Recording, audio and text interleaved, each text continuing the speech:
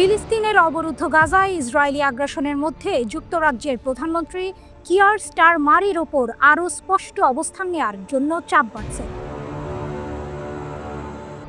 এর মধ্যেই ব্রিটিশ সরকারের প্রতি ফিলিস্তিন রাষ্ট্রকে স্বীকৃতি দেওয়ার আহ্বান জানিয়েছেন দেশটির 200 জনেরও বেশি সংসদ সদস্য। শুক্রবার 25 জুলাই দেশটির রাজনৈতিক অঙ্গনের 221 জন এমপি একটি খোলা চিঠিতে স্বাক্ষর করেছেন। ওই চিঠিতে স্টারমারের লেবার সরকারকে আগামী সপ্তাহে ফিলিস্তিন সংক্রান্ত জাতিসংঘের সম্মেলনের আগেই ফিলিস্তিন রাষ্ট্রকে স্বীকৃতি দেওয়ার আহ্বান জানানো হয়েছে। চিঠিতে বলা হয়েছে, আমরা আশা করি এই সম্মেলনের মাধ্যমে যুক্তরাজ্য সরকার জানাবে কখন ও কিভাবে তারা বহু প্রতীক্ষিত দ্বি-রাষ্ট্রভিত্তিক সমাধান বাস্তবায়নের জন্য কাজ করবে এবং আন্তর্জাতিক অংশীদারদের সাথে কিভাবে এই লক্ষ্যে সমন্বয় সাধন করবে।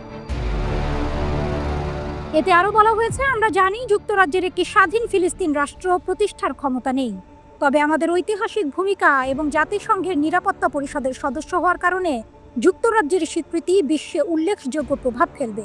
তাই আমরা আপনাকে এই পদক্ষেপ নেওয়ার অনুরোধ জানাচ্ছি।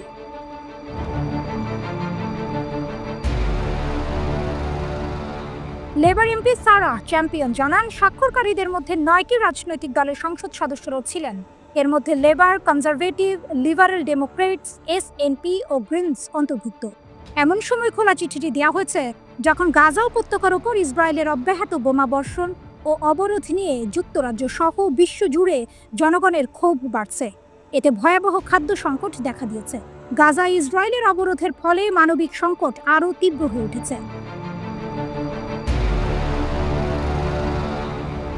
জাতিসংঘ ও শীর্ষ মানবাধিকার গোষ্ঠীগুলো জানিয়েছে, অনেক